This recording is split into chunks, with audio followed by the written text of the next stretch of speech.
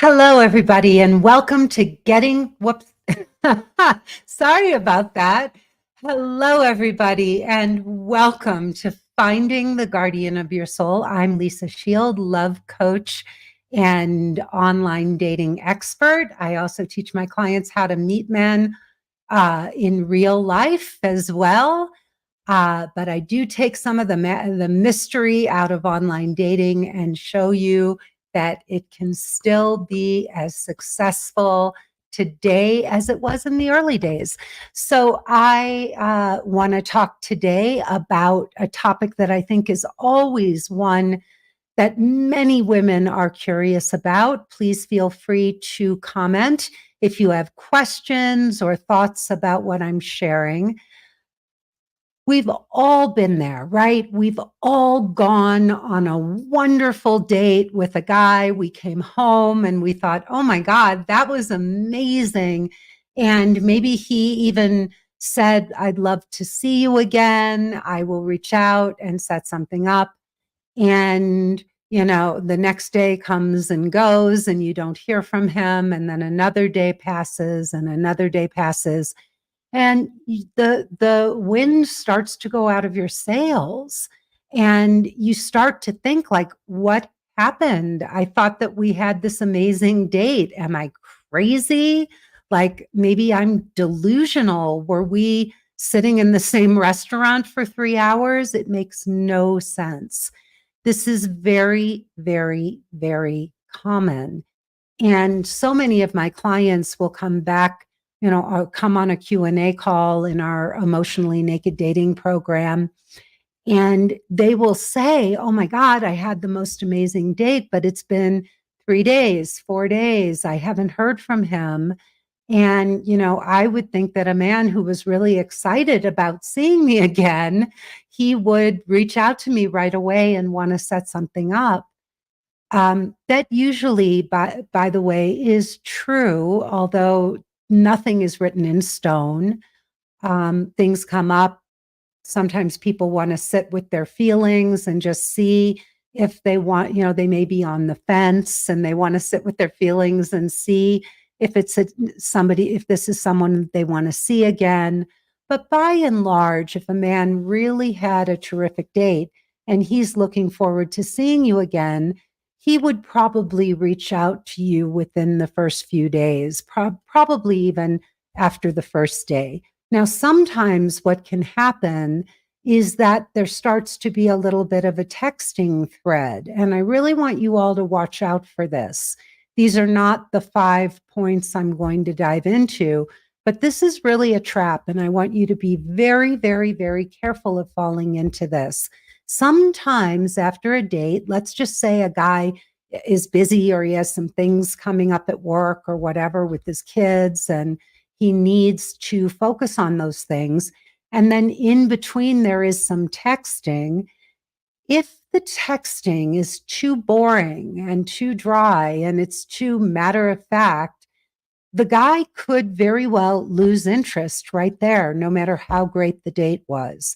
If there isn't some playfulness and some fun and some, joking and whatever, there is the possibility that you will not have a second date or another date because it can just get very stale. And then as time goes on, whatever's really present for him, that's what's going to hang in his mind. And then we all start to drift and kind of think, I don't know, maybe there just isn't that much of a connection and we can drift away. So it's very, very important to the best of your ability, keep those texts very playful in between, maybe even suggest a phone call or a Zoom call if it's going to be more than 5 or 7 days, just to keep the connection going. Because keeping that connection, fanning the flames of that connection is extremely important. We all have so much going on in our lives, and what may really be up and fresh in one moment can really turn stale very quickly. I always use the analogy for women that, sometimes I get busy with work and I can't even remember what my husband and I talked about in the kitchen that morning. That's how quickly we can drift away and start to forget an experience or a conversation. Our lives are so busy, there's so much going on, and you do want to stay foremost in this man's mind. So many, many, many women tell themselves, well, if he were interested, he would be reaching out and all. And in an ideal world, that would be true.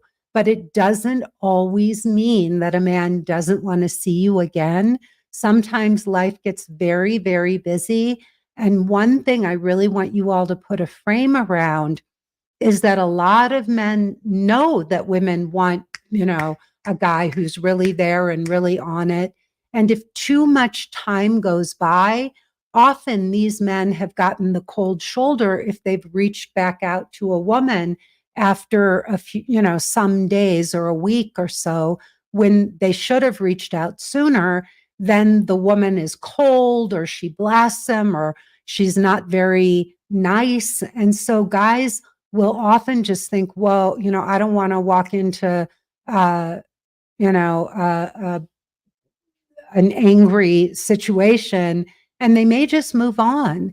And so sending a little, hey, where'd you go? Or were you abducted by aliens or something, right? But some playful little thing to get, poke to get him back on the hook is always okay. Now, you can't keep doing that over and over and over again. If you do it and a man doesn't respond, you took the first move. And I am not talking about, oh, well, I sent that first, that thank you message after the date. You can still send him a little poke if you don't hear from him. And as long as it's playful and it's not accusatory, you send him a, where'd you go? With an exclamation point, a wink, a heart emoji. So you want to keep it light. You want to let him know that you're upbeat and positive and that you're not angry. So many women have so many rules around dating and what it's supposed to look like. And men know that. And so you really want to always make him feel welcome to reach out to you and always be playful and fun, especially in the beginning when he does. No matter how upset you are, no matter how many lines you think he crossed, if there's even a little bit of a desire to see him again, you want to keep it light and playful and fun no matter what, and not give him any impression that he may be in the hot seat. So let's talk about some reasons, some very, very valid reasons why you may have gone on a great date with a guy and he didn't call you back. So this is one that just came up with one of our clients.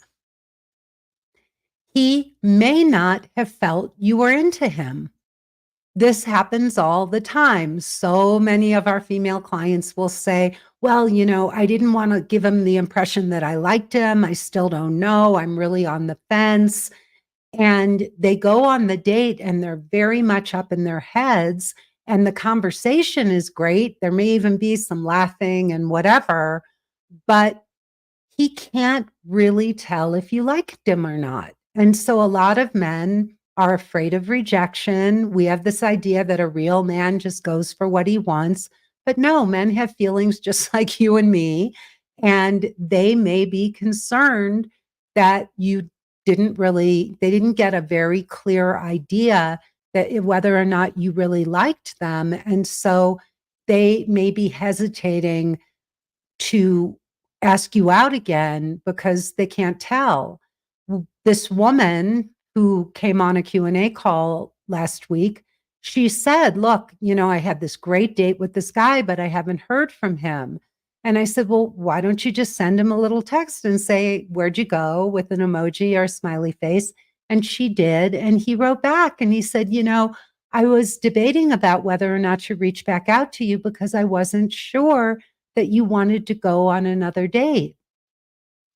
So you just have to know there's a big difference too. If a guy says to you, well, would you like to go out again? And you say, sure.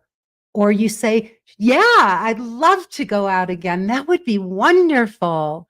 So you've got to convey to a man that you really like him, you think he's great, and that you would love to see him again.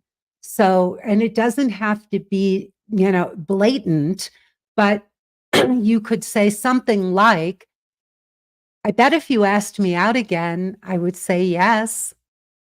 Right? So you're putting the ball in his court. What's a girl like me got to do to get a second date with a guy like you?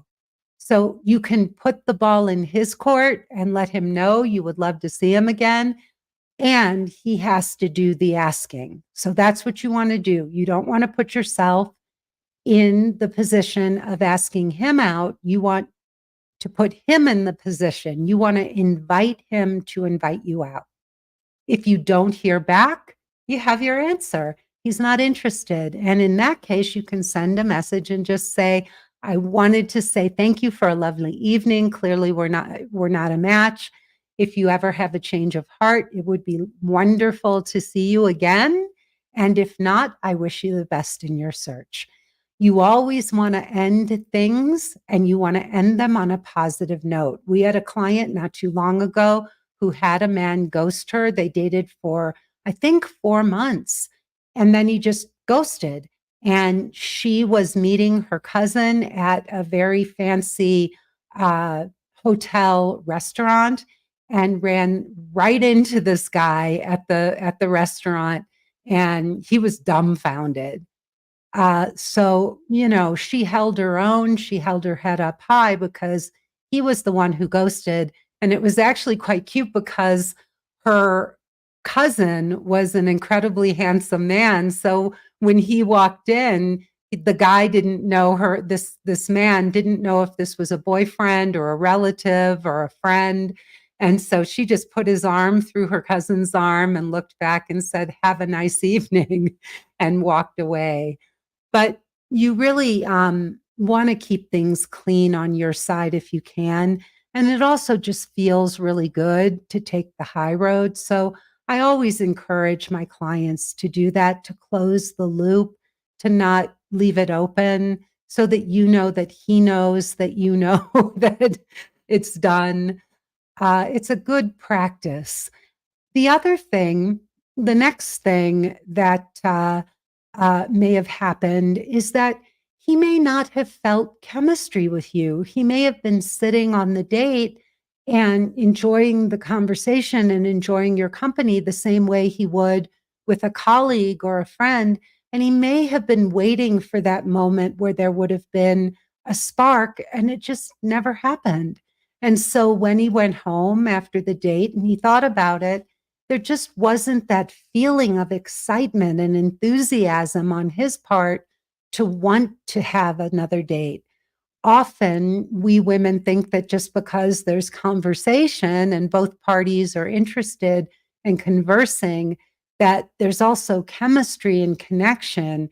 It isn't that way for a man. If you want to connect with a man and you want to create chemistry, there has to be some kind of romantic connection. So you have to be showing passion. You have to touch his arm. You have to run your fingers through your hair or play with a necklace around your neck. But he wants to see some sensuality and feel some romantic connection with you. If it's just an intellectual connection and there's no emotional or romantic connection, and it's not even just an emotional connection, it has to be a romantic spark that he feels when he's sitting across from you that makes him want to go on another date with you.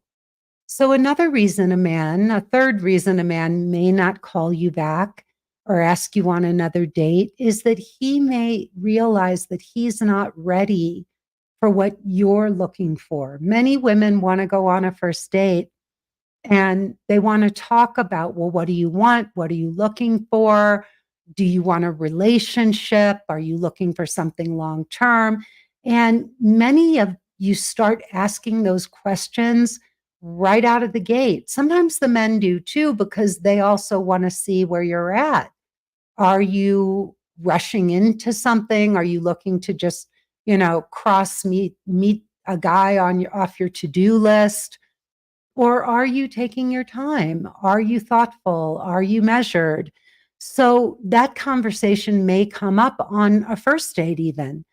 You want to be careful how you talk about what you're looking for.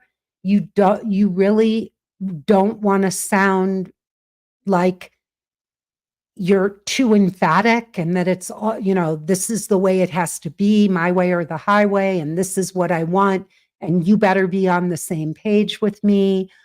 It really has to sound like, look, I am dating, and I ultimately, the goal is to find a lifelong partner. I don't want to be dating for the rest of my life. Having said that, I'm taking my time. I'm really enjoying this process of getting to know men and searching for my man. And I realize that there's no rush right now. I feel that I will know when I meet the right man and he will know. And then I want to spend my life with the right guy. And that's why I'm dating. Tell me a little bit about you. What are your thoughts on that subject? And then sit back and just listen to what he says.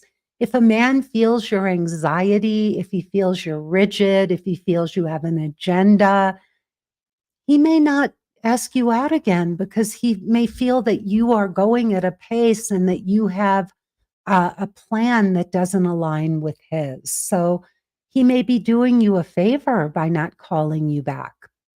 The other thing is, and another favor that men can do for you, is that he may actually have a fear of intimacy. And he may realize that your level of openness and honesty and vulnerability is so advanced and it's intimidating for him. And it really triggers his feelings of avoidance and that you are far more ready for something than he is. So again, he may feel that you are way above his pay grade or his dating grade, and he would not feel comfortable dating you because he may be an avoidant, he may be commitment phobic, and he may realize that you are just too evolved, that you are too conscious for him. That was actually a big issue. I'm not trying to toot my own horn. It was a big issue for me. And I actually had a man say to me, you are so far ahead of me in terms of knowing who you are and what you want in this area. And I can see that. And he actually told me that. And he said, in my last relationship, I was dating somebody who was way more evolved than me. And I promised myself I wouldn't do that again.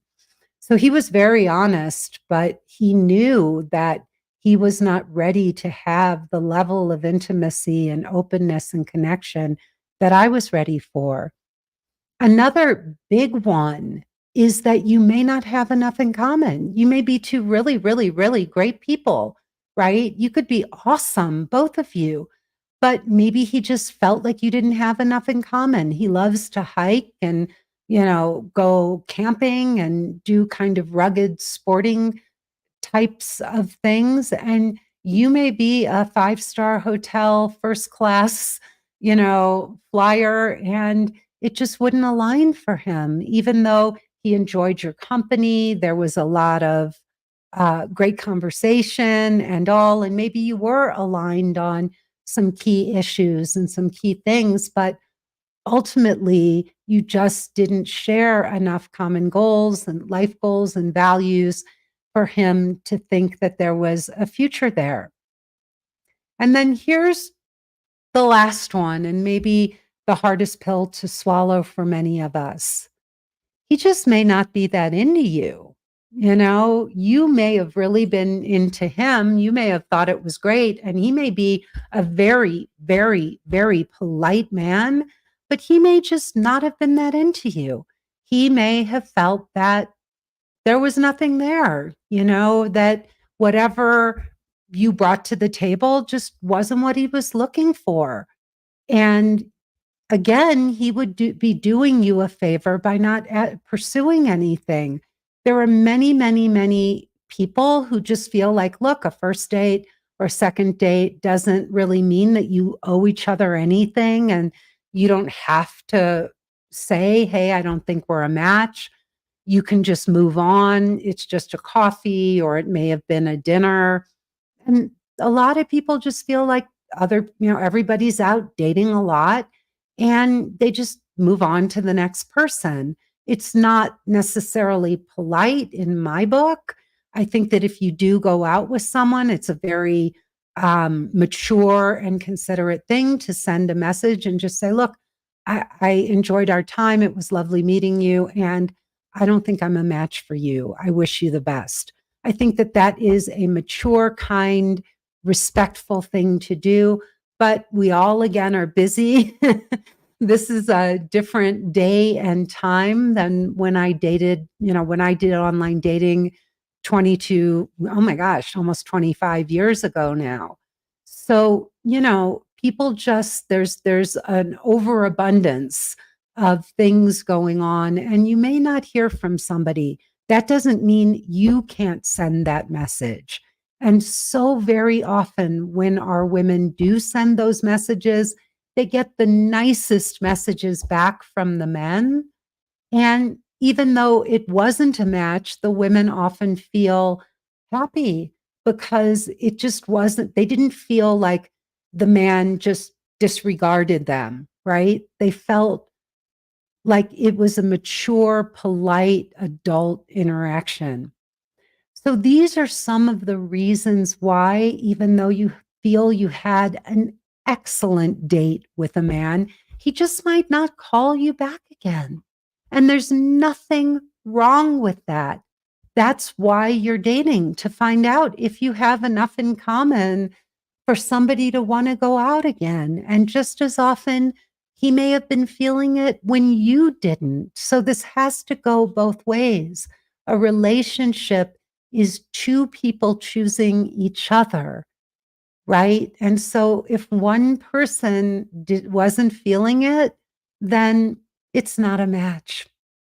I'm Lisa Shield. Please go to lisashield.com. Check out my website. I would love for you to just poke around. There's a lot of great information there. You can read my success stories. If you really want to get this solved, I know for a fact that this is a solvable problem. I have the step-by-step roadmap for doing that. It's worked for hundreds of our clients. It can work for you. If you're spinning your wheels, if you've been on and off the dating sites for even a year or more, please check us out. And also listen to my other broadcast called Getting Inside the Right Male Mind with my husband, Benjamin. We will get, or you will get, the male perspective. You can also send us your ideas for future topics to podcast@lisashield.com.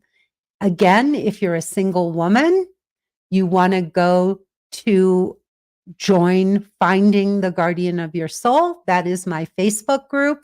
It is a fabulous group. It is right now, it's quite rather small and intimate. You can get questions answered there. You can interact with other wonderful single women like you. So please join that group.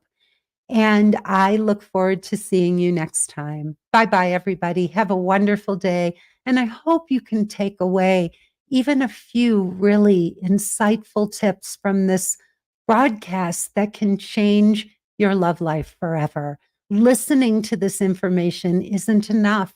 You must go out and apply it. All right, everybody. Enjoy your day. Bye-bye.